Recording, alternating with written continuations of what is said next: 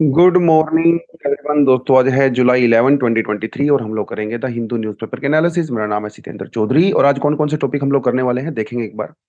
तो फ्लड के बारे में बात करेंगे। पिछले कई दिनों से लगातार नॉर्थ इंडिया सेंट्रल इंडिया में बारिश हो रही है, जिसकी वजह से कई जगह पे जो है फ्लड की सिचुएशन बनी हुई है। कई जगह पे फ्लड आ भी गया है, खासकर हिमालयन रीजन्स के अंदर उत्तराखंड, हिमाचल, जम्मू कश्मीर में कई जगह काफी बुरी हालत है। तो आज हम लोग फ्लड के बारे में बात करेंगे। कल हम लोगों ने लैंडस्लाइड के बारे में बात किया था। तो ये नेचुरल डिजास्टर है जिसके बारे में आज हम लोग बात करने वाले हैं ठीक ठाक से। इसका कारण क्या होता है, इसका सोल्यूशन क्या हो सकता है, इम्पैक्ट क्या होता है, वो सब हम लोग यहाँ पे देखें। उसके अलावा ग्लोबल साउथ ये टर्म काफ़ी ज़्यादा यूज़ होती है। जब G20 की नेगोशिएशन हो रही है वहाँ पे भी, जब कॉन्फ्रेंस ऑफ पार्टीज़ होती है यूएनएफ ट्रिपल सी में वहाँ पे भी। तो ग्लोबल साउथ है क्या? क्या ये कोई कॉमन यूनिट है, ज्योग्राफिकल यूनिट है, जियोपॉलिटिकल यूनिट है, इकोनॉमिकल यूनिट है? उसके बारे में बात करेंगे। आज इसको हम लोग आईआर वाले पर्सपेक्टिव से। फ्रांस के अंदर कुछ राइट्स वगैरह हो रहे हैं तो थोड़ा-सा फ्रांस की सोसाइटी के बारे में बात कर सकते हैं। ज़्यादा डिटेल में नहीं जाएँगे, थोड़ा बहुत बात करेंगे, क्योंकि इंडिया का यहाँ पे कोई खास रोल नहीं है। वेटलैंड्स के बारे में डेफिनिटली आज हम लोग बात करने वाले हैं। वेटलैंड्स क्या होती हैं और इसको लेके कौन-कौन से एफर्ट लिए गए हैं इंडिया में। ये भी एक डिसेंट सा टॉपिक होने वाला है। उसके अलावा आर्टिफिशियल इंटेलिजेंस और जॉब्स का आपस में क्या रिलेशन है? क्या आर्टिफिशियल इंटेलिजेंस का यूज़ करने से जॉब्स इंक्रीज़ होती हैं या डिक्रीज़ होती हैं? उसके बारे में एक डिसेंट सा एडिटोरियल दिया हुआ है, तो इसके बारे में भी हम लोग बात कर सकते हैं। चलिए जी। लेकिन आगे बढ़ने से पहले 2 चीज़ें बोलना चाहूँगा। एक तो जो भी स्टूडेंट्स हमारे यहाँ पे एस्पिरेंट आते हैं, न्यूज़पेपर एनालिसिस देखते हैं, तो वीडियो को लाइक ज़रूर किया करो। कमेंट सेक्शन में अपनी प्रेज़ेंस ज़रूर दिखाया करो, राइट? जिससे मुझे पता चलता रहे कि कौन से स्टूडेंट हमारे रेगुलर विज़िटर्स हैं, जो लगातार देखते हैं। कुछ सजेशन आपकी होती है, फीडबैक होते हैं, वो भी कमेंट सेक्शन में आप दे सकते हो। उसके अलावा सैटरडे को हमारा करंट अफेयर का कोर्स चलता है। आप ये स्कैन कर सकते हो कोड को और हमारे कोर्स को जॉइन कर सकते हो। इसमें मैं आपकी क्लासेस लेता हूँ। पूरे वीक में मेंस और प्रीलिम्स दोनों के पर्सपेक्टिव से करंट अफेयर कवर करवाया जाता है।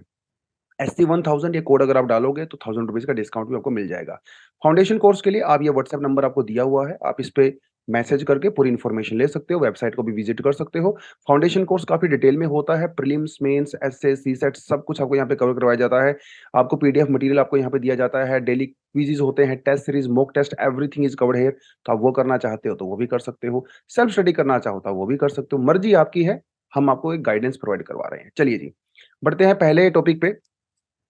Rain continues to pound north India, toll rises to 25। देखिए पिछले 3-4 दिन से कंटिन्यूअसली बारिश हो रही है और जब इतनी बारिश होती है तो वही आपका इंफ्रास्ट्रक्चर काम नहीं करता है, क्योंकि इतनी ज्यादा अनप्रिडिक्टेड रेनफॉल के लिए इंफ्रास्ट्रक्चर बना ही नहीं होता है, राइट? तो ये एक्स्ट्रा ऑर्डिनरी सिचुएशन होती है। जैसे पिछले साल पाकिस्तान में हुआ।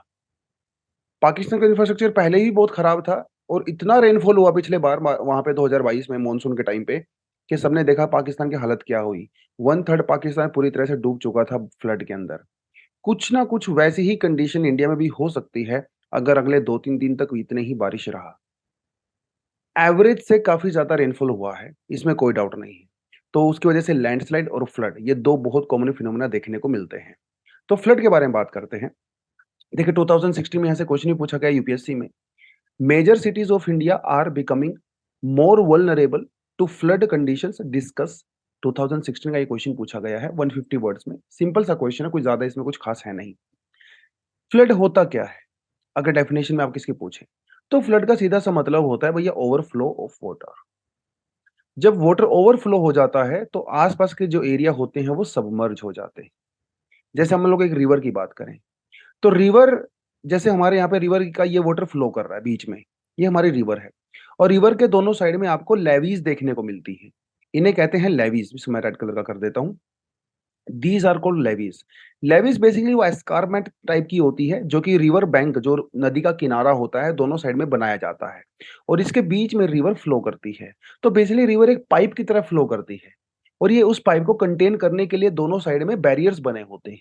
इसे कहते हैं नेचुरल लेवीज। ये नेचुरल लेवीज तो रिवर खुद बनाती है, लेकिन बहुत बार इंसान भी मैन मेड लेवीज भी बनाई जा सकती हैं। यहीं पे हम लोग एक्स्ट्रा दीवार वगैरह कंस्ट्रक्ट कर देते हैं जिसके बीच में हमारी रिवर फ्लो करती है।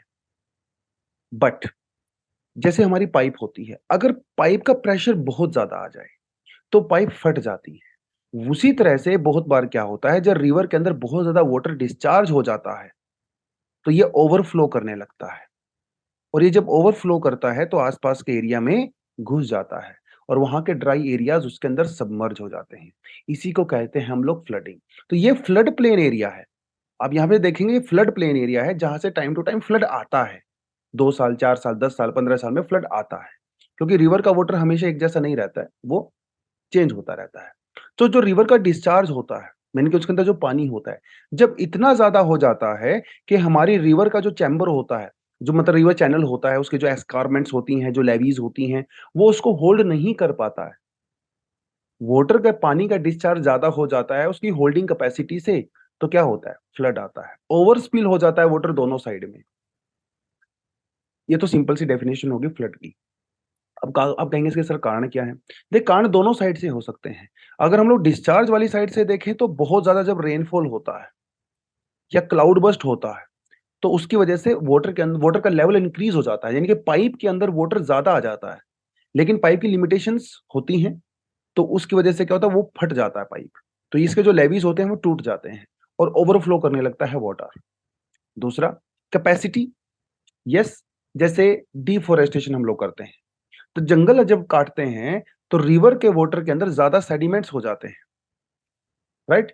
ज़्यादा जब सेडिमेंट होते हैं, तो वो रिवर के बॉटम पे जाके जमा हो जाते हैं। तो धीरे-धीरे क्या जैसे मान लीजिए रिवर है हमारी, ठीक है? और ये हमारे इधर लेवीज़ हैं। तो डिफॉरेस्टेशन से क्या होगा जब पहाड़ों से रिवर आएगी, तो अपने साथ ज़्यादा सेडिमेंट लेके आएगी। वो सेडिमेंट जो है रिवर के बॉटम में इधर डिपॉज़िट हो जाते हैं, जिसकी वजह से हमारे रिवर का जो डेप्थ है, वो धीरे-धीरे कम होने लगती है और हमारी रिवर शैलो होने लगती है। तो रिवर जब शैलो हो जाएगी, डेप्थ कम हो जाएगी, तो वाटर डेफिनिटली दोनों तरफ ओवरफ्लो करने लगता है। तो ये कुछ-कुछ कॉजेज़ इस तरह से आप बता सकते हो दोनों साइड से, लेकिन एग्ज़ाम में तो आपको प्रॉपर तरीके से लिखना पड़ता है। तो कॉजेज़ की बात करें तो दोनों तरह के कॉज़ हो सकते हैं यहाँ पे नेचुरल कॉज़ और man made cause. Natural cause में तो सीधी-सी बात है वही हेवी रेनफॉल आपको जैसे कि मैंने बताया। राइट? हेवी रेनफॉल होता है, रिवर का डिस्चार्ज ज़्यादा हो जाता है, उसकी कैपेसिटी कम होती है और ये हेवी रेनफॉल कैसे हो सकता है? क्लाउड बर्स्ट की वजह से हो सकता है, ओवर रेनफॉल की वजह से हो सकता है। साइक्लोन की वजह से भी जो कोस्टल एरियाज़ होते हैं, वहाँ पे डेफिनिटली फ्लड आता है क्योंकि ओशन वाटर अंदर घुस जाता है और साइक्लोन की वजह से खुद भी बहुत ज़्यादा रेनफॉल होता है ना? Deposition of the river bed जैसे अभी मैंने आपको बताया, लगातार जो सेडिमेंट्स होते हैं, वो डिपोज़िशन नीचे की तरफ जमा हो जाते हैं और उसकी डेप्थ कम हो जाती है, फिर बाद में वाटर ओवरफ्लो करने लगता है। ना रिवर कोर्स बहुत बार हमारी रिवर कोर्स चेंज कर देती है। अब मान लो ये रिवर का यूजुअल कोर्स है, जहाँ पे वो नेचुरली फ्लो करती है, लेकिन बहुत बार रिवर का कोर्स चेंज भी हो जाता है। वो नए रास्ता बना लेती है। इसकी वजह से जो नए एरियाज़ होते हैं, वहाँ पे फ्लड नेचुरली आ जाता है। खासकर जो हिमालयन रिवर्स होती हैं, यहाँ पे बहुत फ्रीक्वेंटली कोर्स चेंज होता है। खासकर आसाम के अंदर जो रिवर्स हैं, बिहार के अंदर जो रिवर्स हैं, फ्लड इसके अंदर यूजुअली चेंज होता है। जैसे आपको एग्ज़ाम यहाँ पे दूँ जैसे तीस्ता, तो एक समय हुआ करता था जब तीस्ता गंगा की ट्रिब्यूटरी हुआ करती थी। बाद में उसने अपना कोर्स चेंज कर लिया और आज तीस्ता वो ब्रह्मपुत्र की ट्रिब्यूटरी है। तो ये कोर्स चेंज होता है, बड़ा नेचुरल सा प्रोसेस होता है। ऐसे ही लैंडस्लाइड जब आते हैं तो फ्लड आता है डेफिनिटली। हमारी जैसे कोई रिवर होती है, तो लैंडस्लाइड की वजह से इसका रास्ता ब्लॉक हो जाता है। तो ब्लॉक होने की वजह से जो बैक साइड होती है वहाँ पे वाटर बहुत ज़्यादा इकट्ठा हो जाता है और वो जो नेचुरल लेवीज़ वगैरह होती हैं वहाँ से ओवरफ्लो करने लगता है। Landslide could be one natural cause है। मैन मेड कॉजेज़ में क्या होगा? सीधी-सी बात है डिस्ट्रक्शन ऑफ द वेटलैंड्स। भैया जो खासकर अर्बन एरियाज़ हैं, वहाँ पे जो वेटलैंड्स होती हैं, वेटलैंड्स स्पॉन्ज की तरह काम करती हैं। जो एक्स्ट्रा वाटर होता है, वो वेटलैंड्स में चला जाता है और वेटलैंड्स उनको स्पॉन्ज की तरह सोख लेती हैं, उनको एब्ज़ॉर्ब कर लेती हैं। वो तो वेटलैंड एक स्टोरेज का काम करती हैं एक्स्ट्रा वाटर को लेके। लेकिन अर्बन एरियाज़ में वेटलैंड डिस्ट्रॉय हो रही हैं। वहाँ पे हम लोगों ने सेटलमेंट बना दिया, घर बना दिए, रेज़िडेंशियल बिल्डिंग्स बना दिया, स्कूल बना दिया, एग्रीकल्चर हम लोगों ने वहाँ पे डेवलप कर लिया। तो जब वेटलैंड्स ही नहीं रहेंगी तो एक्स्ट्रा वाटर कहाँ जाएगा? जैसे आप यहाँ पे वेस्ट उसको सॉरी बेंगलुरु का एग्ज़ाम्पल दे सकते हो, दिल्ली का एग्ज़ाम्पल दे सकते हो। तो बहुत सारी वेटलैंड्स या तो वो खत्म हो चुकी हैं या फिर उनके ऊपर लार्ज स्केल एन्क्रोचमेंट हो चुका है। तो पानी को जाने की कहीं जगह पे नहीं मिलती है। Settlement in the flood plain areas of course जो खासकर स्लम एरियाज़ हैं, जो बाहर से लोग आते हैं, अब वो उनके पास पैसा तो ज़्यादा होता नहीं है, तो ऑफ कोर्स वो सेफ कॉलोनीज़ में तो जाके तो नहीं रह सकते रेंट पे क्योंकि रेंट बहुत ज़्यादा है। तो अनसेफ एरियाज़ में रहते हैं, जिनमें फ्लड प्लेन एक चॉइस होती है। तो रिवर के आस-पास जो फ्लड प्लेन होती है, यहाँ पे कुछ कॉलोनीज़ वगैरह होती हैं, स्लम एरियाज़ होते हैं, तो ऑफ कोर्स जब फ्लड आता है तो सबसे ज़्यादा नुकसान जो है इन्हीं को होता है। उसके अलावा अगर आप अर्बन एरियाज़ में देखें जो कंस्ट्रक्शन होती है, कंस्ट्रक्शन कंक्रीट बेस्ड कंस्ट्रक्शन होती है ना? हमारे roads, buildings everywhere there is a concrete. खाली एरिया बचा ही नहीं हुआ, पार्क्स वगैरह खत्म होते चले जा रहे हैं। तो जिसकी वजह से जब रेनफॉल होती है, तो वो वाटर हमारे ग्राउंड वाटर में जा ही नहीं पाता, तो ऊपर ही फ्लो करता रहता है। और वेटलैंड क्योंकि वैसे ही खत्म हो चुके हैं, उसको जाने की जगह नहीं मिलती है, तो वो खड़ा रहता है वहीं पे। और क्योंकि हमारे जो सीवरेज लाइन्स वगैरह हैं, वो तो वैसे ही क्लॉग हो चुकी हैं प्लास्टिक की वजह से, उनकी सफाइयाँ वगैरह टाइम से होती नहीं है। तो ये सारे फैक्टर मिलने से एक फ्लड की सिचुएशन बन जाती है अर्बन एरियाज़ में। Dam management, of course dam management बहुत ज़रूरी है। जैसे हमारी कोई रिवर होती है, तो इस रिवर के ऊपर यहाँ पे डैम बनाया जाता है, तो इस डैम के पीछे जो है यहाँ पे वाटर स्टोर होता है। अब डैम मैनेजमेंट, अब मान लो पीछे से एकदम एक्स्ट्रा बहुत ज़्यादा रेनफॉल हो गया और फ्लो बहुत ज़्यादा हो गया वाटर का, तो डैम क्या होगा? ओवरफ्लो करने लगेगा। तो हम लोग क्या करते हैं, डैम के गेट्स को ओपन कर देते हैं, जिसकी वजह से नीचे एरिया में रहने वाले जो रेजिडेंशियल एरियाज़ हैं, खेत वगैरह हैं या गाँव हैं, वो डूब जाते हैं। और क्योंकि इसको आप लोग रेनफॉल प्रिडिक्ट नहीं कर सकते, तो आप एडवांस में वार्निंग नहीं दे सकते हो कि डैम कब ओपन होंगे, नहीं ओपन होंगे। आपको अचानक से ओपन करना पड़ता है। तो ये जो आगे वाले जो गाँव होते हैं, इनको एडवांस में वार्निंग नहीं मिल पाती है, तो जब गेट ओपन होते हैं, तो वो डिस्ट्रक्शन हो जाता है, फ्लड आता है, नेचुरल डिज़ास्टर बन जाता है वो, राइट? डिफ़ॉरेस्टेशन जैसे हमने बता ही दिया, डिफ़ॉरेस्टेशन होने की वजह से वाटर होल्डिंग कैपेसिटी जो है वो कम हो जाती है। और डिफ़ॉरेस्टेशन होता है तो फर्दर वो ग्लोबल वार्मिंग भी होती है। टेम्परेचर बढ़ेगा, ग्लेशियर्स मेल्ट होंगे, रिवर का फ्लो ज़्यादा होगा, again it will lead to more flooding and more sediments also, जैसे मैंने आपको बताया था, डेप्थ कम हो जाती है। तो ये कुछ रीज़न्स हैं, आपको पता होना चाहिए, some are the natural, some are man made. Impact क्या होता है फ्लड का? दोनों इम्पैक्ट होते हैं, पॉजिटिव और नेगेटिव इम्पैक्ट होते हैं। पॉजिटिव इम्पैक्ट की बात करें तो सॉइल फर्टिलिटी डेफिनिटली इंक्रीज़ होती है। जो सेडिमेंट्स होते हैं उनके अंदर बहुत सारे न्यूट्रिएंट्स होते हैं। तो जब फ्लड आता है तो वो न्यूट्रिएंट फ्लड प्लेन एरियाज़ में फैल जाते हैं। तो आपकी जो रिवर है उसके अंदर फ्लड वाले टाइम में न्यूट्रिएंट्स ऐड होते हैं। फर्टिलिटी इंक्रीज़ होती है और उससे हमारी ओवरऑल एग्रीकल्चर प्रोडक्टिविटी इंक्रीज़ होती है और फर्टिलाइज़र का कम यूज़ करना पड़ता है। जिससे किसानों की इनकम भी इंक्रीज़ होती है later on. Ground water recharge of course ये तो होगा ही, वाटर जब जाएगा सरफेस के अंदर तो हमारे ग्राउंड वाटर के लेवल को ऑफ कोर्स ये थोड़ा इंक्रीज़ कर सकता है, ये बेनिफिट है। वेटलैंड्स का रिन्यूअल हो जाता है, जो वेटलैंड ड्राई हो चुकी होती हैं, राइट? तो उनका रिन्यूअल हो जाता है फिर से। These are some of the positive impacts. और लेटर ऑन टोटल हमारे फ्लोरा फ़ौना के लिए भी अच्छा होता है flood. It's a natural process. Nature अपने हिसाब से उसको एडजस्ट करता है। नेगेटिव इम्पैक्ट काफ़ी ज़्यादा होते हैं। Loss of life and property, इसमें जो ज़्यादा दिमाग लगाना ही नहीं है of course. Damage to infrastructure, है ना? हमारे रोड्स वगैरह ब्लॉक हो जाते हैं, हमारी रेलवे लाइन्स वगैरह टूट जाती हैं, कम्युनिकेशन लाइन्स वगैरह पूरी डिस्ट्रॉय हो जाती हैं। तो इंफ्रास्ट्रक्चर पूरा ही डैमेज हो गया। डिसीज़ आउटब्रेक, यूजुअली क्या होता है फ्लड वाले टाइम में, जो ग्राउंड वाटर होता है वो कंटेमिनेट हो जाता है। बहुत सारा जो इंडस्ट्रियल जो वेस्ट होता है वो कंटेमिनेटेड वाटर हमारी वाटर बॉडीज में ऐड हो जाता है। फिर उसके अलावा जैसे मस्किटोज ग्रोथ बहुत ज़्यादा हो जाती है, तो चिकनगुनिया, डेंगू, मलेरिया वो सब यहाँ पे डेफिनेटली हो जाते हैं। तो डिसीज आउटब्रेक एक बड़ी कॉमन सी चीज़ होती है आफ्टर फ्लड। मास माइग्रेशन, यस, जिस तरह से लोगों को इवैक्यूएट किया जाता है जहाँ पे फ्लड आती है, तो उस समय के लिए तो कम से कम माइग्रेशन होता ही है। बाद में हालाँकि वो लोग वापस आ जाते हैं, लेकिन यस, वो लाइफ पहले जैसी नहीं रह पाती, क्योंकि ये घर डूब जाते हैं, खेत डूब जाते हैं, एग्रीकल्चर वगैरह वो सब डिस्ट्रॉय हो जाता है, राइट? पब्लिक डिस्कम्फर्ट, अगर आप पॉलिटिकल इम्पैक्ट की बात करें, भैया पब्लिक को तो रोज़ डिस्कम्फर्ट ही हो रहा है ना, रोज़-रोज़ बारिश आ रही है, रोज़-रोज़ फ्लड आ रहा है। सरकार अगर पहले से कुछ कार्रवाई कर लेती, अगर सीवरेज लाइन वगैरह प्रॉपर मेंटेन कर लेती, तो शायद, और अर्बन प्लानिंग की जब हम लोग बात करते हैं, वो प्रॉपर तरीके से नहीं होती हैं, एक पब्लिक डिस्कम्फर्ट होता है। और जब रोज़-रोज़ ऐसी चीज़ें होती हैं, तो लॉस ऑफ ट्रस्ट हो जाता है, गवर्नमेंट के अंदर लोगों का भरोसा कम हो जाता है, जो कि डेमोक्रेसी के ऑलरेडी नुकसान करता है। अब जैसे आसाम की बात करें और जैसे बिहार की बात करें, ये इंडिया में कुछ ऐसे स्टेट हैं जो बहुत बैकवर्ड स्टेट्स हैं। इसका एक रीज़न ये भी है कि वहाँ पे फ्लड वगैरह बहुत रेगुलर आता है। मतलब और भी रीज़न्स हैं, लेकिन रेगुलर फ्लड आने की वजह से वहाँ पे एग्रीकल्चर प्रोडक्शन की बात करें, इंडस्ट्रियल प्रोडक्शन की बात करें, तो वो खत्म हो जाता है during the time of flood. तो जिसकी वजह से वो और ज़्यादा बैकवर्ड होते चले जाते हैं। तो these are some of the other reasons also. तो मैनेज कैसे करें फ्लड को? क्या कोई तरीका है हमारे पास? डेफ़िनिटली तरीका है। पहली बात तो जो प्राइमरी रिस्पॉन्सिबिलिटी है फ्लड को मैनेज करने की, वो स्टेट गवर्नमेंट के पास होती है। सेंट्रल गवर्नमेंट क्या कर सकती है? फंडिंग प्रोवाइड करा सकती है बेटर तरीके से। या जैसे हमारे पास नेशनल डिज़ास्टर रिस्पॉन्स फ़ोर्स होती है, इनकी डिप्लॉयमेंट कर सकती है और रेस्क्यू ऑपरेशन के लिए वगैरह वो सब कर सकती है, लेकिन प्राइमरी रिस्पॉन्सिबिलिटी रिस्पॉन्सिबिलिटी यहाँ पे स्टेट गवर्नमेंट की होती है। तो इमीडिएट स्टेप हम लोग क्या-क्या ले सकते हैं? डेफ़िनिटली सबसे पहले तो रिलीफ पहुँचाया जाना चाहिए। भैया लोगों को कैश पेमेंट करें या फूड उनको जल्दी से जल्दी प्रोवाइड करवाएँ। ये सबसे ज़्यादा इम्पोर्टेंट रहता है सर्वाइवल के लिए। मेडिकल फैसिलिटीज़ ऑफ कोर्स जल्दी से जल्दी की जाए, इवैक्यूएशन किया जाए। तो ये कुछ इमीडिएट एक्शंस होते हैं जो लिए जाते हैं during the time of the flood. Long term क्या होता है? भई फ्लड आए ही ना, अगर आए तो उसके पूरी तरह से कंट्रोल कर सकें। तो एक तो जो फ्लड प्रोन एरिया है उनकी मैपिंग करें। अब वैसे तो ये मैपिंग ऑलरेडी की जा चुकी है, लेकिन ये मैपिंग यूजुअली की गई है मैक्रो लेवल पे और मीज़ो लेवल पे। माइक्रो लेवल पे अभी तक प्लानिंग नहीं की गई है।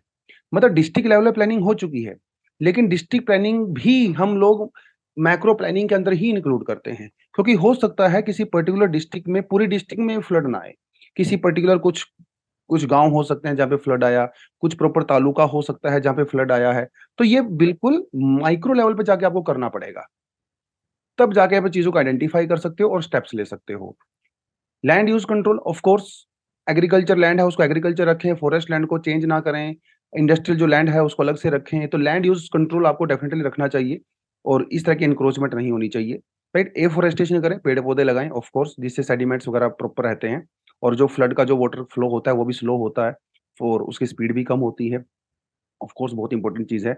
रिवर लिंकिंग भी आप कर सकते हो, हालाँकि रिवर लिंकिंग के अपने आप में काफ़ी नेगेटिव इम्पैक्ट होते हैं, लेकिन येस अगर किसी एक रिवर के अंदर एक्स्ट्रा फ्लो ऑफ वाटर हो जाता है, तो आप उसे दूसरी रिवर के अंदर डेफिनिटली ट्रांसफर कर सकते हो। तो ये भी एक रिवर लिंकिंग भी प्रोजेक्ट इस तरह से आप कर सकते हो। Rejuvenation of the wetland, yes जैसे हम लोगों ने बताया वेटलैंड एक स्टोरेज की तरह काम करते हैं, स्पॉन्ज की तरह काम करते हैं। तो जो वेटलैंड्स की एंक्रोचमेंट हो चुकी है या पूरी तरह से डिस्ट्रॉय हो चुकी हैं, खासकर रूरल और अर्बन एरिया दोनों के अंदर ही इनकी जो है रिजुविनेशन करिए, उनको दोबारा से हेल्दी बनाइए ताकि वेटलैंड्स काम कर सकें और फ्लड कम हो सके। डैम मैनेजमेंट जैसा आपको मैंने बताया अर्ली वार्निंग सिस्टम डेवलप किया जाना चाहिए। जब भी डैम्स के गेट वगैरह ओपन किए जाते हैं तो एडवांस में वार्निंग दी जानी चाहिए और स्टेप दिए जाने चाहिए। तो these are some of the short term and the long term impact और the steps that you can take during the time of the floods. ठीक है, चलिए। कल हम लोगों ने 2 आपसे एमसीक्यूज़ पूछे थे, दोनों का आंसर यहाँ पे दिया हुआ है, आप इसे क्लियरली पढ़ सकते हैं। चलिए, the global south origins and the significant, ये टर्म बहुत यूज़ होती है आजकल जब भी इंटरनेशनल कोई भी नेगोशिएशन होती है, चाहे वो क्लाइमेट के रिगार्डिंग हो, चाहे वो इकोनॉमी यूनिट्स हों, जैसे चाहे वो G7 हो, G20 हो, आजकल ये ग्लोबल साउथ बहुत ज़्यादा यूज़ किया जाता है। यूजुअली लोगों को ऐसा लगता है ग्लोबल साउथ का मतलब ये होता है कि जो प्लेसेस जो इक्वेटर से नीचे होते हैं, वो ग्लोबल साउथ है और जो इक्वेटर से ऊपर होते हैं, वो ग्लोबल नॉर्थ है। लेकिन ऐसा है नहीं। अगर हम लोग ईस्टर्न में बात करेंगे तो ये पूरी तरह से ज्योग्राफिकल डिवीज़न हो जाएगा। लेकिन ग्लोबल साउथ जो है वो एक ज्योग्राफिकल यूनिट नहीं है। ये बेसिकली एक सोशियो इकोनॉमिकल और जियोपॉलिटिकल यूनिट है रादर देन जियोग्राफिकल। क्या है ग्लोबल साउथ? किस तरह से काम करता है? वो थोड़ा आपको मैं बताता चलता हूँ। देखिए, आजकल जब अब जैसे रशिया यूक्रेन वॉर हुआ, ठीक है? रशिया यूक्रेन वॉर हुआ, जिसमें जो वेस्टर्न कंट्रीज़ हैं या यूरोपियन यूनियन है, अमेरिका वगैरह या जापान समझ लो, ऑस्ट्रेलिया समझ लो, वो एक साइड में है। यानी कि नेटो कंट्री जो है वो एक साइड में है। अब वेस्टर्न कंट्री रशिया के एफर्ट को ऑफ कोर्स क्रिटिसाइज़ कर रही हैं। मज़ेदार बात ये है कि बहुत सारी अफ्रीकन कंट्रीज़, बहुत सारी एशियन कंट्रीज़ और लैटिन अमेरिकन कंट्रीज़ ने रशिया को क्रिटिसाइज़ नहीं किया। नाटो के बल्कि एक्शन को क्रिटिसाइज़ किया है।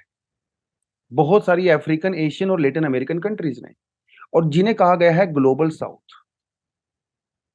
तो ग्लोबल साउथ एक्चुअली में है क्या? Global south refers to the various countries around the world that are sometimes described as the developing, less developed or the underdeveloped countries. जैसे अफ्रीका की आप बात करें, लैटिन अमेरिका की बात करें, यहाँ पे मोस्टली कंट्रीज आपको डेवलपिंग, अंडर डेवलप्ड और लेस डेवलप्ड देखने को मिलेंगी। तो क्या इसे हम लोग ग्लोबल साउथ कह सकते हैं? बिल्कुल कह सकते हैं। बट इनके अलावा जैसे कई एशियन कंट्रीज भी हैं, जो ग्लोबल साउथ का पार्ट है, जैसे एशिया और चाइना, इन्हें भी ग्लोबल साउथ का पार्ट माना जाता है, जबकि ये तो पूरी तरह से नॉर्दर्न हेमिस्फीयर में है। इसका मतलब ये कोई ज्योग्राफिकल यूनिट नहीं है। ग्लोबल साउथ कहा जाता है एक सोशियो इकोनॉमिक टर्म में, जैसे इनकी यूजुअली लाइफ एक्सपेक्टेंसी कम होती है। लिविंग कंडीशन उतनी अच्छी नहीं होती जितनी यूरोपियन कंट्रीज में होती है, ठीक है? एजुकेशन लेवल भी उतना अच्छा नहीं होता है और काफ़ी ज़्यादा इनकम इनइक्वालिटी होती है।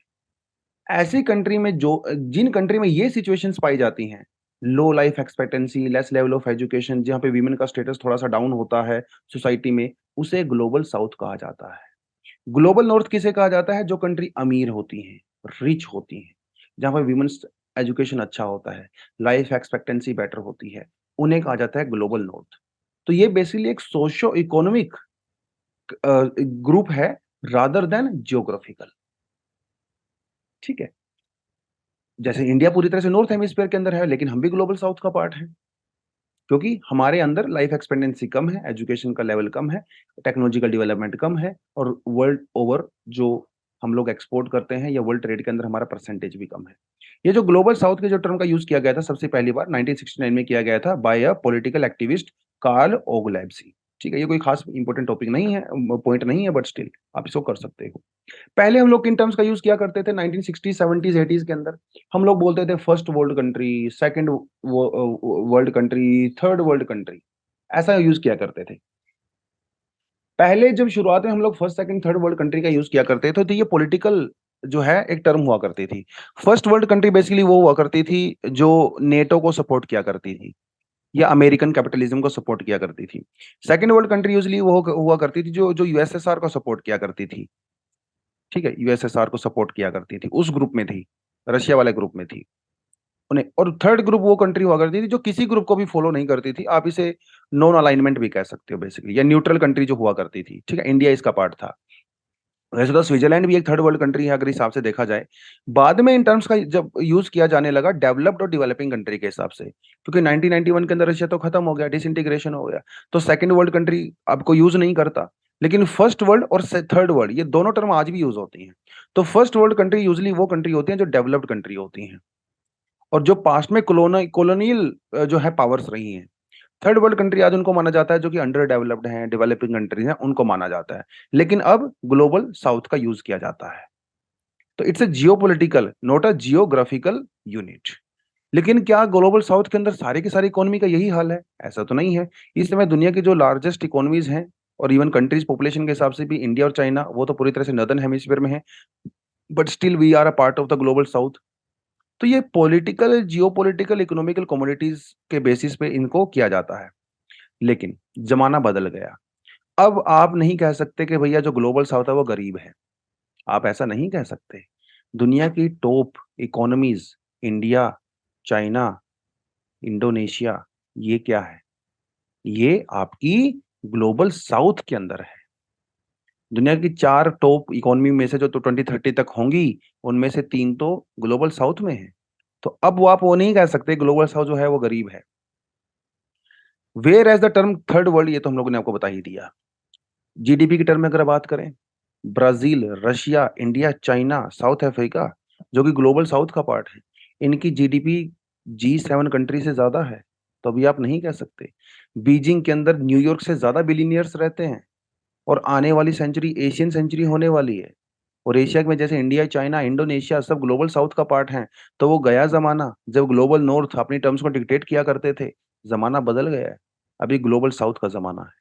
अब देखना आने वाले समय में यहाँ पे क्या क्या होगा। तो ये थोड़ा सा ग्लोबल साउथ के बारे में आपको पता होना चाहिए। इनके कॉमन कंसर्न्स है, चाहे वो क्लाइमेट हो, चाहे वो इकोनॉमी हो, चाहे वो टेक्नोलॉजी हो। राइट, चलिए। What are the events which led to the riots in France? तो भैया फ्रांस में बहुत लार्ज स्केल वायलेंस हुआ, एज यू नो, अभी भी हो ही रहा है लगभग लगभग। तो बात ये थी कि जून 27 को नाहेल मरजूक, एक ये टीनेजर थे, 17 ईयर ओल्ड, और वो गाड़ी चला रहे थे। तो 2 पुलिस वालों ने उनकी गाड़ी को रोका और उनके ऊपर गन निकाली।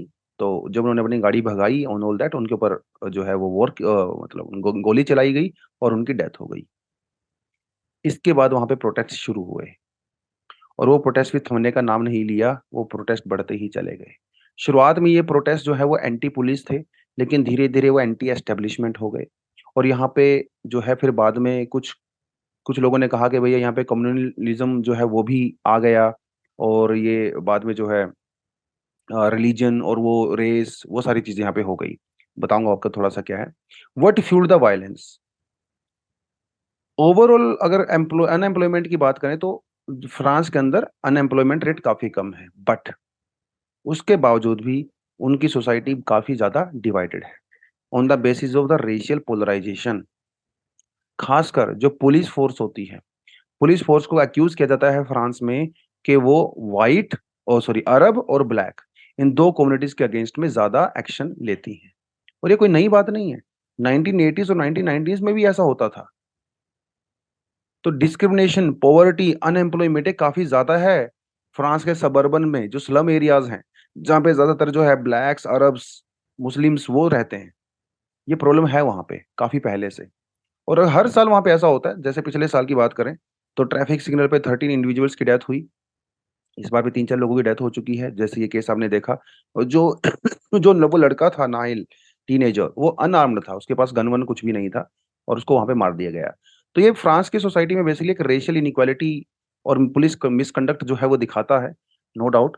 अब इसमें एक बात ये भी है कि फ्रांस में ना कई समय से टेररिस्ट अटैक्स हो रहे हैं, जिसकी वजह से 2017 के अंदर फ्रांस में कुछ पुलिस लॉज को चेंज किया गया था, और पुलिस के लिए इजी कर दिया गया शूट करना। क्योंकि टेररिस्ट अटैक होते हैं ना, तो पुलिस को पावर दे दिया कि आप शूट कर सकते हो। अब जिसकी वजह से इस तरह की चीजें यहाँ पे डेफिनेटली हो रही हैं। टेररिस्ट एक्टिविटी तो कम हुई है, लेकिन आम जो लोग हैं, स्पेशली ब्लैक और अरब कम्युनिटी से, उनकी डेथ यहाँ पे ज्यादा होती है। तो how did the authorities respond? या तो 40,000 से ज़्यादा जो है पुलिस ऑफिसर्स को डिप्लॉय किया गया है, और जिन्होंने उसको मारा था एक्यूज़ को, उनको भी अरेस्ट कर लिया गया है, पुलिस ऑफिसर्स को। और फ्रांस के राष्ट्रपति का कहना है कि भाई सोशल मीडिया की वजह से भी बहुत कुछ हो रहा है, तो हम सोशल मीडिया के ऊपर भी रिस्ट्रिक्शंस लगाएँगे। हालाँकि अब तक लगाई नहीं है। पेरेंट्स को कहा गया है कि आप अपने बच्चों को घर के अंदर रखें, क्योंकि ज़्यादातर यहाँ पे यंग जो है टीनेजर्स हैं, वही पार्टिसिपेट कर रहे हैं राइट्स वगैरह के अंदर।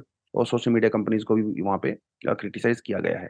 तो ये सारी चीज़ें हैं। उसके अलावा एक चीज़ आप और देखिए, अब यहाँ पे 2 लोग हैं। एक वो पुलिस ऑफ़िसर है जिसने गोली चलाई है, एक वो बच्चा है जिसकी डेथ हुई है।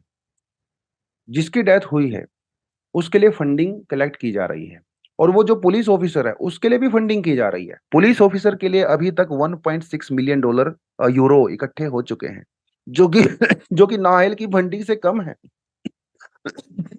इसका मतलब क्या है? जो आम जनता है, जो क्राउड है, वो पुलिस वाले को सपोर्ट कर रही है, रादर देन नाहल को। तो ये दिखाता है कि फ्रांस की सोसाइटी में किस तरह से रेशियल लेवल पे डिस्क्रिमिनेशन होता है। अब चाहे आप बातें बड़ी-बड़ी कर लीजिए, ह्यूमन राइट्स ये वो फलाना-ढिमकाना, लेकिन ग्राउंड रियलिटी तो यही है कि अरब्स और ब्लैक्स के अगेंस्ट में आपके वहाँ पे डिस्क्रिमिनेशन होता है सोसाइटी में। हर लेवल पे होता है, चाहे वो पुलिस एनफोर्समेंट के द्वारा हो, चाहे वो इकोनॉमिक अपॉर्च्युनिटीज़ के बारे में हो, चाहे वो पॉलिटिकल रिप्रेजेंटेशन के बारे में हो।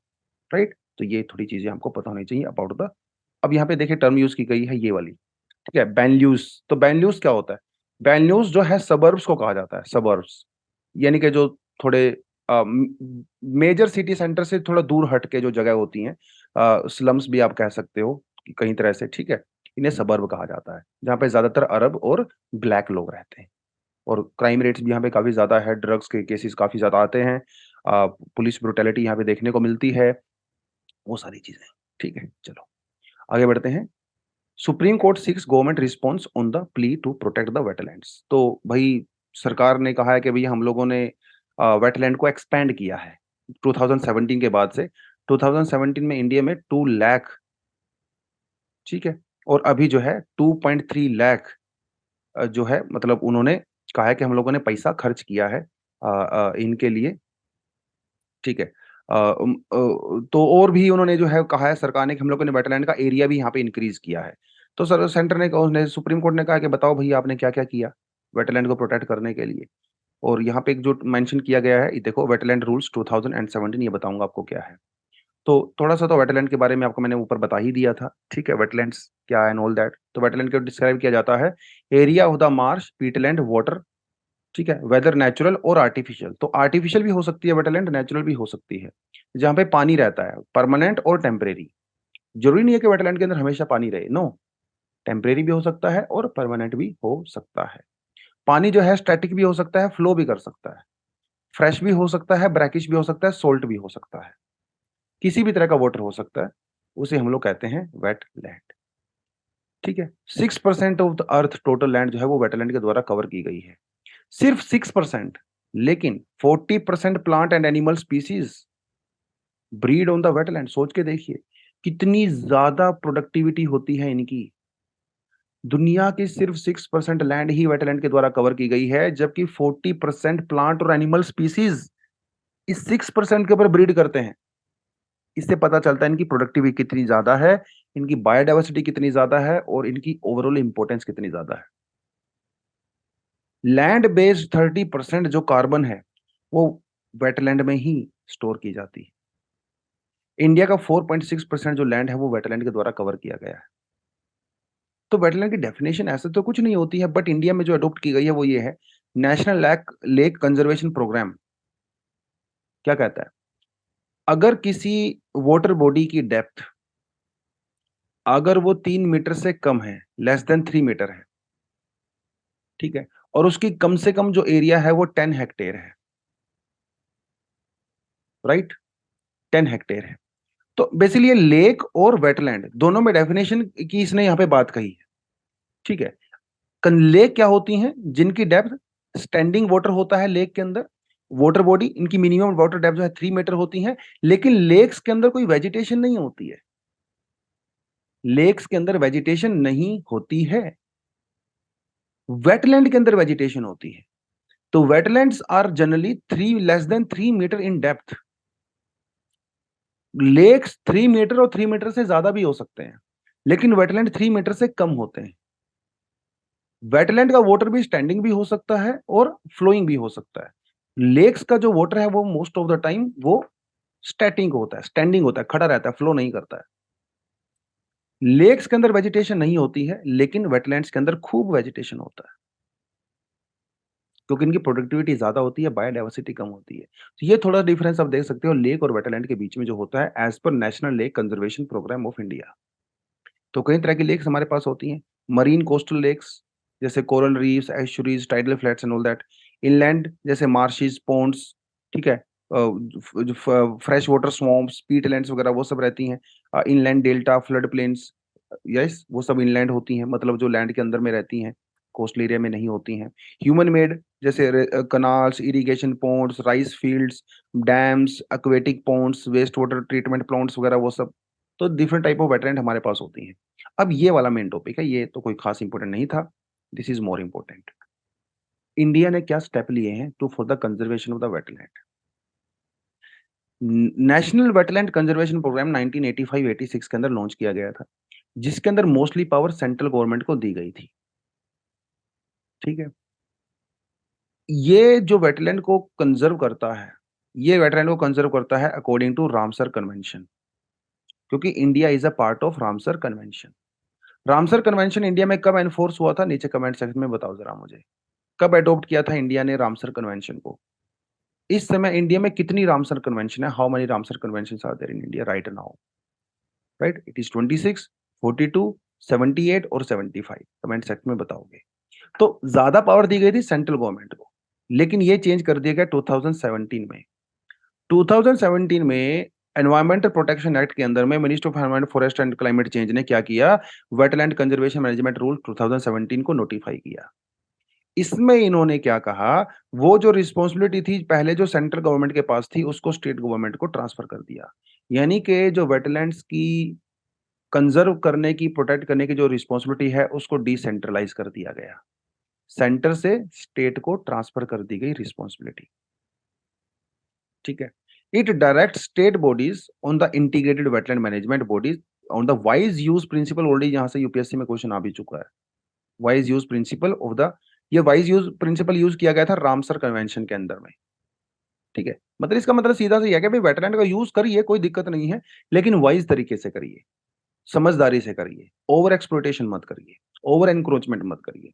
और ये जो रूल बनाए गए 2017 में, they have also started establish national wetland committee as an advisory body, जो स्टेट गवर्नमेंट वगैरह को एडवाइज करती है on the like for the management of the wetlands.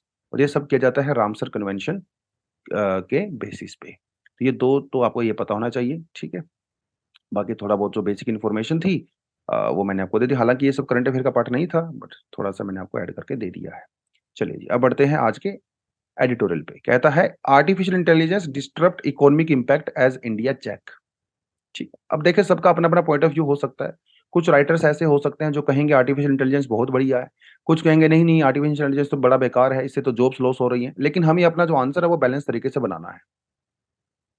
तो आर्टिफिशियल इंटेलिजेंस की हम लोग बात करें तो इसके अंदर बहुत सारी चीजें आती हैं। आप सेल्फ ड्राइविंग कार्स की बात करते हो, अभी तो इंडिया में ऐसा नहीं आई है। वो जो फैक्ट्री के अंदर जो मशीन्स वगैरह होती हैं, वो भी आजकल आर्टिफिशियल इंटेलिजेंस ऑटोमेटेड ही होती चली जा रही हैं, खुद ही काम करती हैं। सो एक समय ऐसा आएगा जब आर्टिफिशियल इंटेलिजेंस सब कुछ करने लगेगा, म्यूजिक भी बनाने लगेगा, पेंटिंग्स बनाने लगेगा, दुनिया के टफेस्ट एग्जाम को भी क्रैक कर सकता है। अभी तो शुरुआत है सिर्फ। कुछ लोग जो है वो चैट जीपीटी कह रहे हैं भैया चैट जीपीटी से तो यूपीएससी का प्रीलिम्स भी क्लियर नहीं हुआ। लेकिन चैट जीपीटी की अभी तो शुरुआत है ना, इसको 2-3 साल का समय दीजिए। ये प्रीलिम्स में 100% नंबर लेके आया करेगा। तो शुरुआत है अभी, पहला पेज है चैट जीपीटी का। आर्टिफिशियल इंटेलिजेंस का आने वाले समय बहुत एडवांस लेवल पे चला जाएगा। Ethical debates on the use of the generative AI have subsided. शुरुआत में जब आर्टिफिशियल इंटेलिजेंस को इंट्रोड्यूस किया गया था कुछ साल पहले, तो लोग बड़ा बातें किया करते, एथिकल डिबेट, ये हो जाएगा, वो हो जाएगा, डिस्क्रिमिनेशन होगा, बायसनेस होगी। लेकिन आज कोई नहीं कहता, क्योंकि आज प्रोडक्टिविटी ने डिस्कशन को जो है यहाँ पे हाईजैक कर लिया है। अब लोग आर्टिफिशियल इंटेलिजेंस की एथिकल वैल्यू की बात नहीं करते हैं, प्रोडक्टिविटी की बात करते हैं, क्योंकि it's a reality now. Artificial intelligence is a reality now, ये जाएगा नहीं। तो जब ये जाएगा नहीं, तो इट्स बेटर कि हम लोग इसकी बेटर यूटिलिटी के ऊपर बात करें, कैसे इसको हम अपने लिए यूज कर सकते हैं। There is lot of positive impact of the artificial intelligence, no doubt. MIT का कहना है कि भैया 14% प्रोडक्टिविटी इंक्रीज होती है आर्टिफिशियल इंटेलिजेंस का यूज करने से, जिससे कस्टमर ज्यादा बेटर सेटिस्फाई होता है, राइट। बेटर ट्रीटमेंट होता है कस्टमर सर्विसेज का, एम्प्लॉई एट रिटेंशन बढ़ता है। ये सब कौन कह रहा है? ये एमआईटी कह रहा है। इसका मतलब पॉजिटिव इंपैक्ट तो है। लिंक्डइन की जो टॉप 50 कंपनीज है उनके अंदर रिसर्च किया गया अमेरिका में, जिसमें इन्होंने ये कहा कि 70% एम्प्लॉइज ये मानते हैं कि आर्टिफिशियल इंटेलिजेंस का यूज करने से उनका काम फास्ट हुआ है, स्मार्ट हुआ है और वो मोर प्रोडक्टिव हुए हैं। इसका मतलब ये हुआ कि 30% जो एम्प्लॉय बच गए, उनको यूज करना ही नहीं आता आर्टिफिशियल इंटेलिजेंस का tool. Price water house Cooper, पीडब्ल्यूसी, इतना बड़ा इंस्टीट्यूट है, इसने सर्वे किया, इसने कहा कि 2030 तक ग्लोबल जीडीपी 14% इंक्रीज होगी अगर हम लोगों ने आर्टिफिशियल इंटेलिजेंस को प्रॉपर तरीके से यूज किया तो। गोल्डन गोल्डमैन सैक, इतना बड़ा इन्वेस्टमेंट ग्रुप है, बैंक है, जिसने भी कहा कि 77% जीडीपी ग्लोबल इंक्रीज हो जाएगा, $7 trillion in 10 year of the period, artificial intelligence का यूज करके। ह्यूमन एरर जो होती थी वो बहुत कम हो गई है, क्योंकि आजकल कंप्यूटर काम करने लगे हैं भाई। ह्यूमन एरर का चांसेस कम हो गया है, जिसमें बहुत बड़े बड़े एक्सीडेंट भी कम हो गए हैं। आर्टिफिशियल इंटेलिजेंस वहां पे काम कर सकते हो जो डेंजरस और एरियाज होते हैं। अब मान के चलिए 1986 में चेरनोबिल के अंदर इतना बड़ा क्राइसिस हुआ, डिजास्टर, न्यूक्लियर डिजास्टर। वहां पे उस समय आर्टिफिशियल इंटेलिजेंस नहीं था, हमारे पास रोबोट्स वगैरह नहीं थे, हमारे पास ड्रोन्स वगैरह नहीं थे। अगर ड्रोन्स होते, रोबोट्स होते, तो वो वहां पे जा सकते थे, देख सकते थे। लेकिन अनफॉर्चुनेटली वहां पे ह्यूमंस को जाना पड़ा, और जिसकी वजह से बहुत लोगों की डेथ भी हो गई। जैसे जो सीवरेज लाइन वगैरह जो लीक हो जाती हैं, अब यहाँ पे ह्यूमन को जाना पड़ता है, और वहां पे जो है हार्मफुल गैसेस होते हैं, डेथ हो जाती है। तो यहाँ पे हम लोग रोबोट्स को भेज सकते हैं। ये डेंजरस हजार्डियस एरिया, कुछ माइंस वगैरह होती हैं, तो आर्टिफिशियल इंटेलिजेंस बड़ा जबरदस्त काम कर सकता है वहां पे। और जो रिपीटेटिव चीजें होती हैं, आर्टिफिशियल इंटेलिजेंस वो करे उसको। ह्यूमंस तो बोर हो जाता है भाई रिपीटेटिव चीजें करने से, एक ही चीज आप बार बार बार बार बार बार कर रहे हो। हम लोग इंसान है, मशीन थोड़े हैं, ये काम मशीनों को दीजिए। हम लोग बेटर क्रिएटिविटी वाला काम करेंगे, हम लोग ज्यादा रिसर्च में काम करेंगे, सोचने का काम करेंगे, मशीनों को करने दीजिए वो। तो ये कुछ चीजें हैं जो उसके पॉजिटिव इम्पैक्ट होते हैं। लेकिन एम्प्लॉयमेंट, यस, इम्पैक्ट होती है। जब भी कोई नई टेक्नोलॉजी दुनिया में इंट्रोड्यूस होती है, उससे हमारी एम्प्लॉयमेंट इम्पैक्ट होती है। ऑफ कोर्स लेबर रिप्लेसमेंट होता है। Robot adaptation has a negative impact on the workers. Yes, क्योंकि वर्कर की जगह रोबोट काम करेंगे। रोबोट काम करेंगे तो सैलरी भी कम होगी। यस, क्योंकि उनको तो सैलरी आपने देनी नहीं है। ब्लू कॉलर वर्कर्स, खासकर जो फैक्ट्रीज में काम करते हैं, जो एक ही तरह का टास्क करते हैं, जो ज्यादातर फिजिकल लेबर करते हैं, उनको रिप्लेस किया जा रहा है रोबोट्स के द्वारा। खासकर ऐसे लोग जिनके एजुकेशन लेवल कम है। देखिए, जिनके पास एजुकेशन वगैरह ठीक ठाक है वो तो अपने स्किल को अपग्रेड कर लेंगे। जिनके पास एजुकेशन नहीं है भैया, वो कैसे करेंगे? उनको तो रोबोट वैसे ही रिप्लेस कर दे रहे हैं। ये कुछ समस्या यहाँ पे नजर आती हैं। यूरोपियन पार्लियामेंट्री रिसर्च क्या कहती है? कहती है कि इससे जो कंपनीज हैं उनके बीच में भी कंपटीशन बढ़ रहा है। तो जो बड़ी कंपनी है, जैसे अमेज़न, गूगल, ये कंपनी क्या कर रही हैं? वो आर्टिफिशियल इंटेलिजेंस में रिसर्च कर रही हैं, तो उनको एडवांटेज मिल रहा है। जबकि जो छोटी कंपनीज हैं, वो तो नहीं कर पा रही इस सेक्टर में रिसर्च, तो उनको तो वैसे ही बेचारी पिछड़ जाएंगी आने वाले समय में, राइट। तो मिडिल क्लास को रिप्लेस कर रहा है, व्हाइट कॉलर जॉब्स को ही रिप्लेस कर रहा है। चैट जीपीटी वगैरह आने के बाद कंटेंट बनाना इतना आसान हो गया है, बहुत सारे लोगों की जॉब चली जा रही हैं। तो ये कुछ चीजें होती हैं जो इसके नेगेटिव इंपैक्ट होते हैं। अब इंडिया क्या कर सकता है? देखो इंडिया दोनों चीजें, दो चीजें कर सकता है। या तो आर्टिफिशियल इंटेलिजेंस को आप खत्म करिए कि भैया हमारे यहाँ पे तो खूब पॉपुलेशन है, हमें तो लेबर चाहिए, मतलब हमारे पास तो लेबर अवेलेबल है ही, हमें मशीनें नहीं चाहिए। या तो ये करें, बैकवर्ड जाएं, या फिर एक ऐसी टेक्नोलॉजी को अडॉप्ट करें अपने हिसाब से जो इस समय दुनिया की सच्चाई है। आप लेकिन इससे नहीं भाग सकते, तो इट्स बेटर कि इसे हम लोग अडॉप्ट करें। जबकि हमारे जो कॉल सेंटर्स वगैरह जो हैं, जैसे सॉफ्टवेयर इंडस्ट्री वगैरह हैं, ठीक है, यहाँ पे बहुत सारी जॉब्स आने वाले समय में आर्टिफिशियल इंटेलिजेंस की वजह से चली जाएंगी, क्योंकि कंप्यूटर काम करेंगे। आजकल तो कोडिंग वगैरह भी कंप्यूटर कर दे रहे हैं भाई। आप उसको रिक्वायरमेंट बताइए, वो कोडिंग खुद कर देगा। तो ये जो कोडर्स हैं सॉफ्टवेयर इंडस्ट्रीज के अंदर, तो बहुत सारे लोगों की जॉब्स वैसे भी जाने वाली है। तो इनके लिए क्या हो सकता है, कैसे स्किल अपग्रेडेशन आप कर सकते हो, वो बड़ी इंपॉर्टेंट चीज है। तो ये एक अपॉर्चुनिटी भी है हमारे लिए, आपदा में अवसर जिसको कहते हैं। चाइना आर्टिफिशियल इंटेलिजेंस में बहुत भयंकर तरीके से इन्वेस्ट कर रहा है। उसको पता है कि उसकी जो पॉपुलेशन है वो बूढ़ी हो रही है, उसको काम चाहिए, तो वो आर्टिफिशियल इंटेलिजेंस से करवाएगा। तो we need to focus more on the education and the training in the AI rather than replacing the AI, है ना। और आजकल तो ट्रेनिंग करना एजुकेशन में बड़ा आसान हो गया, क्योंकि ऑनलाइन एजुकेशन कुछ साल तक पैंडेमिक से पहले लोग इसको ज्यादा वेलकम नहीं करते थे, लेकिन कोविड-19 के बाद लोग ऑनलाइन एजुकेशन को काफी वेलकम करने लगे हैं। आप खुद देख लो, आप यूट्यूब पे क्लासेस कर रहे हो, ये भी आपकी एजुकेशन का ही पार्ट है। तो इस चीज का फायदा उठाना चाहिए, और लोगों को जो हमारा डेमोग्राफिक डिविडेंड है उसका फायदा उठाएं। यंग लोगों को ट्रेनिंग दें, एजुकेशन दें इन आर्टिफिशियल इंटेलिजेंस, ताकि जॉब अपॉर्चुनिटीज क्रिएट हो सके और आने वाले समय में हम लोग बेटर काम कर सकें। हालांकि डेटा प्राइवेसी और लेबर मार्केट डिस्क्रिमिनेशन, क्राइम और वगैरह वो ऑफ कोर्स इसका एक पार्ट है। लेकिन भाई जब कोई नई टेक्नोलॉजी आती है तो उसके सिक्कों के दोनों पहलू होते हैं, पॉजिटिव और नेगेटिव। उसके साथ काम करना पड़ेगा। साइबर रेगुलेशन वगैरह हम लोग डेफिनेटली कर सकते हैं, और ज्यादा इन्वेस्टमेंट जो है गवर्नमेंट आर्टिफिशियल इंटेलिजेंस में कर सकती है। तो these are some of the things आपको पता होना चाहिए। एक डिसेंट आर्टिकल था आज, काफी अच्छा आर्टिकल लगे एग्जाम के परस्पेक्टिव से। उसके अलावा कुछ एडिशनल आर्टिकल है, आपका मन करे तो आप इनको भी पढ़ सकते हो। तो बच्चों आज के लिए इतना ही था। Thank you very much, all the best, जय हिंद।